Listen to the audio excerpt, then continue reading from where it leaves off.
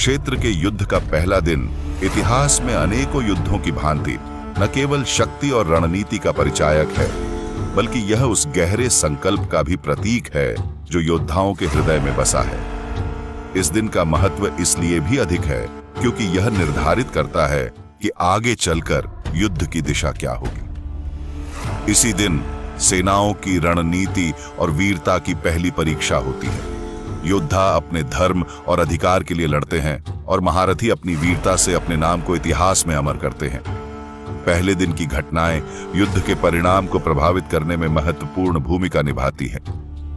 आइए इस ऐतिहासिक दिन के गवाह बने और समझें कि कैसे धर्म और अधर्म के बीच की इस लड़ाई में हर एक शंखनाद, हर एक तीर और हर एक तलवार की चाल ने इतिहास को आकार दिया।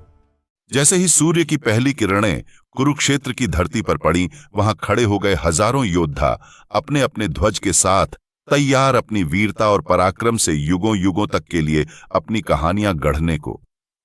आज हम आपको मिलवाते हैं उन महान योद्धाओं से जिनके साहस और निष्ठा ने महाभारत के पहले दिन युद्ध की नींव रखी। आज के युद्ध का प्रारंभ हो चुका है और पांडव पक्ष के वीर योद्धाओं की वीरता की कहानियां सभी के हृदयों में जोश भरने वाली हैं। आइए मिलते हैं इन महान योद्धाओं से। धर्मराज के नाम से विख्यात युधिष्ठिर की विवेकपूर्ण नीतियां और धैर्य उन्हें पांडवों का आदर्श नेता बनाती है। इस महायुद्ध के प्रारंभ में उनका धर्म के प्रति अटूट समर्पण पांडव सेना के लिए प्रेरणा का स्रोत है। भीम, वज्र समान शक्तिशाली भीमसेन, जिनके पराक्रम की गूंज से शत्रु पक्ष कांप उठता है। उनके गदा की एक चोट से हजारों योद्धा धराशायी हो जाते हैं।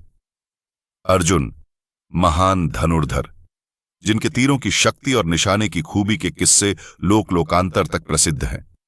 अर्जुन की वीरता और उनके सारथी श्री कृष्ण के मार्गदर्शन से आज के युद्ध में पांडवों की रक्षा होगी। नकुल और सहदेव, अश्वशक्ति और शस्त्र विद्या में कुशल, ये दोनों भ्राता पांडव पक्ष के लिए अत्यंत महत्वपूर्ण हैं। उनकी तीव्रता और चातुर्य युद्ध में पांडवों की विजय सुनिश्चित करने में सहायक होगी। धृष्टद्युम्न, द्रौपदी के भ्राता और पांडव सेना के महान सेनापति, जिनका जन्म ही द्रोणाचार्य के विनाश के लिए हुआ था। उनकी रणनीतिक क्षमता पांडवों के लिए अमूल्य है। अभिमन्यु, अर्जुन के पुत्र, जो युवा होते हुए भी असीम साहस और युद्ध कौशल से लैस है। उनका युद्ध में सामना करना कौरवों की बड़ी चिंता का विषय है। अब हम कौरवों की ओर रुख करेंगे, तो चलिए मिलते हैं दूसरे पक्ष के उन योद्धाओं से जिनकी ताकत ने पूरे भारतवर्ष को हिला दिया। दुर्योधन, कौरवों में सबसे ज्येष्ठ भ्राता, जिनकी महत्वाकांक्षा इस महायुद्ध का कारण बनी। उनका राजसी तेज और योद्धा के रूप में कौशल उन्हें अपनी सेना का अग्रणी बनाते हैं। दुशासन, दुर्योधन के विश्वसनीय भाई और सहयोगी, जिनका उग्र स्वभाव और पराक्रम युद्ध में उनकी सेना के लिए उत्साहवर्धन करता है।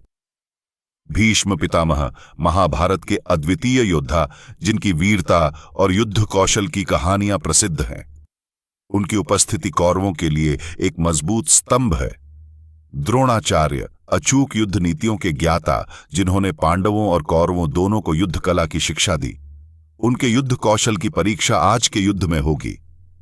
शकुनी, कपटी और चालाक, शकुनी की योजनाएं और चालबाजियां कौरवों के रणनीतिक लाभ के लिए अत्यंत महत्वपूर्ण हैं। उनकी बुद्धिमत्ता और सूझबूझ युद्ध में कौरवों को विशेष लाभ प्रदान करती है। कुरुक्षेत्र के युद्ध में पहले दिन पांडवों ने वज्र व्यूह का आयोजन किया, एक ऐसा रणनीतिक युद्ध संरचना जो उनकी रक्षा करते हुए साथ ही साथ आक्रमण की ताकत को भी बढ़ाता है। वज्र, जिसका अर्थ है बिजली की तरह प्रहार करना, इस व्यूह का प्रमुख उद्देश्य था। इस व्यूह की रचना में पांडवों के महारथी अर्जुन और भीम को मुख्य रूप से आगे और केंद्र में रखा गया था, जहां वे शत्रु पर सीधे प्रहार कर सकते थे। वज्र व्यूह के पीछे का हिस्सा अत्यधिक सुरक्षित था, जहां सेनापति और अन्य महत्वपूर्ण योद्धा सुरक्षित रह सकते थे। इस व्यूह के द्वारा पांडवों ने न केवल अपनी सेना की रक्षा की, बल्कि युद्ध के पहले दिन शत्रु के आक्रमणों का मुकाबला करने में सक्षम बने। इस व्यूह ने पांडवों को आवश्यक सामरिक लाभ दिलाया और युद्ध के आगामी दिनों के लिए एक मजबूत आधार प्रदान किया। कुरुक्षेत्र की विशाल युद्ध भूमि पर पहले दिन कौरवों ने सर्वोत्र भद्र व्यूह का प्रयोग किया, जो कि एक अत्यंत कुशल और रक्षात्मक युद्ध व्यूह था।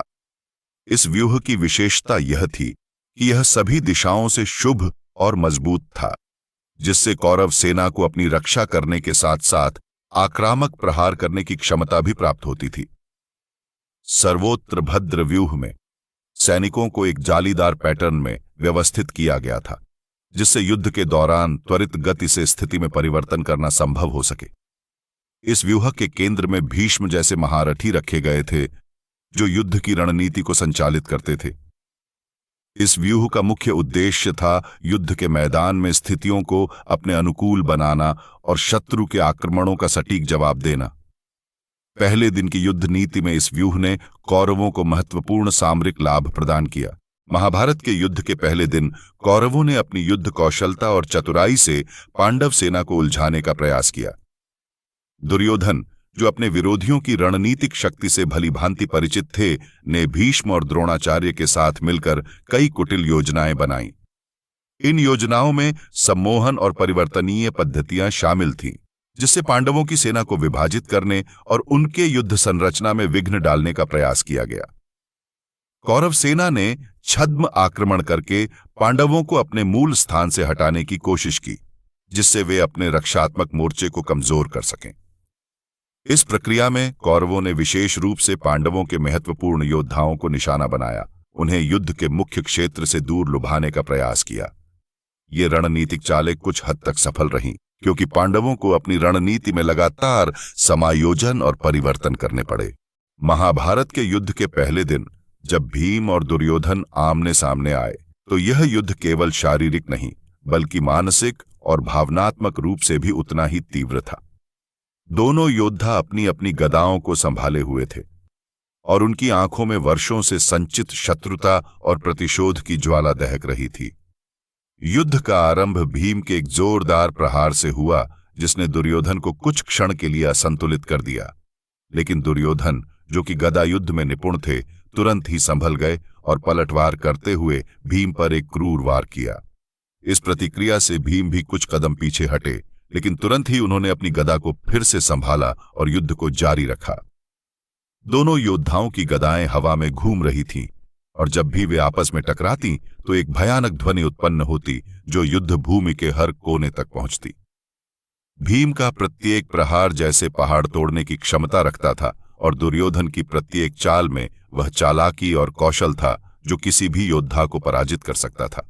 इस युद्ध के दौरान दोनों योद्धा एक दूसरे पर बार बार वार कर रहे थे, जिससे युद्ध भूमि में एक अजीब सा तनाव और रोमांच पैदा हो गया था। हालांकि इस युद्ध का कोई निश्चित परिणाम नहीं निकला, यह युद्ध उनके आपसी रंजिश और आगे की लड़ाइयों के लिए एक निर्णायक भूमिका निभा रहा था। इस प्रकार भीम और दुर्योधन के बीच का यह युद्ध न केवल उनके बीच की शत्रुता को दर्शाता है, बल्कि यह भी बताता है कि महाभारत का युद्ध कितना गहन और व्यक्तिगत था। महाभारत के युद्ध के पहले दिन भीष्म पितामह ने कौरव सेना की अगुवाई की और उनकी वीरता ने युद्ध भूमि में एक अद्वितीय छाप छोड़ी। अपने रथ पर सवार होकर वे पांडवों की सेना में गहराई तक प्रवेश कर गए, जिससे पांडवों की व्यूह रचना में विघ्न उत्पन्न हुआ। भीष्म के धनुष से निकले हुए बाणों की वर्षा ने पांडव सेना को बुरी तरह से हिला दिया। उनकी शस्त्र कौशल और रणनीतिक चालाकी से पांडव योद्धा पीछे हटने पर मजबूर हो गए। भीष्म की अग्रसर यात्रा में उन्होंने अनेक पांडव योद्धाओं को पराजित किया और उनकी अदम्य ऊर्जा ने कौरव सेना का मनोबल ऊंचा कर दिया। इस विशाल युद्ध में भीष्म की उपस्थिति ने न केवल कौरव पक्ष को एक मजबूत स्थिति प्रदान की, बल्कि पांडवों के लिए एक बड़ी चुनौती भी खड़ी कर दी। उनकी अग्रसर गतिविधि ने युद्ध के परिणाम पर एक महत्वपूर्ण प्रभाव डाला, जिससे पांडवों को अपनी रणनीति पुनः विचार करनी पड़ी। महाभारत के महान युद्ध के पहले दिन जब युवा अभिमन्यु और उनके परदादा भीष्म का सामना हुआ, तो यह मुठभेड़ सिर्फ शस्त्रों की नहीं बल्कि भावनाओं की भी लड़ाई थी।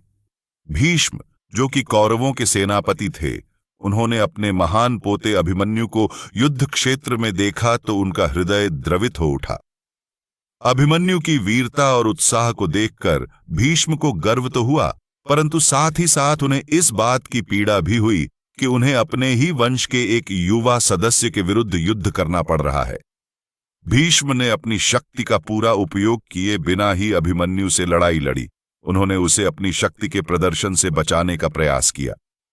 युद्ध भूमि में भीष्म का हर प्रहार अभिमन्यु के प्रति उनके प्रेम और करुणा को दर्शा रहा था। भीष्म की यह दुविधा उनके चरित्र की गहराई और महाभारत के युद्ध के दुखद पहलू को उजागर करती है। वे न केवल एक महान योद्धा थे, बल्कि एक महान व्यक्तित्व भी थे, जो अपने परिवार के प्रति गहरी भावनाएं रखते थे। महाभारत के युद्ध के पहले दिन विराट नरेश के युवा पुत्र उत्तर ने युद्ध भूमि में कदम रखा। युद्ध की विभीषिका से अनजान उत्तरा का उत्साह उनके अनुभवहीनता को छिपा न सका। उनकी इस नवीन वीरता की परीक्षा शीघ्र ही शल्य से हुई, जो कौरव सेना के अनुभवी योद्धा थे। विराट के पुत्र उत्तर ने हाथी पर सवार होकर मद्र के शासक शल्य के विरुद्ध आक्रमण किया। हालांकि शल्य ने इस तेजी से आते हुए हाथी पर सवार राजकुमार को रोकने में सफलता प्राप्त की। गुस्से में भरकर उत्तर ने शल्य के रथ के जुए पर अपना पैर रख दिया और उसके 4 उत्कृष्ट वेग वाले घोड़ों को मार डाला। तब मद्र के शासक ने, जिनके घोड़े मारे जा चुके थे, अपने रथ पर बैठे हुए उत्तर को मारने के लिए एक लोहे का सांपाकार तीर फेंका।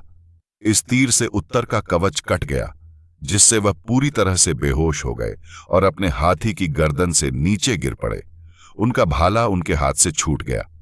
शल्य के सामने उत्तरा की वीरता क्षणिक साबित हुई और उनका सामना करने की उनकी कोशिश विफल रही।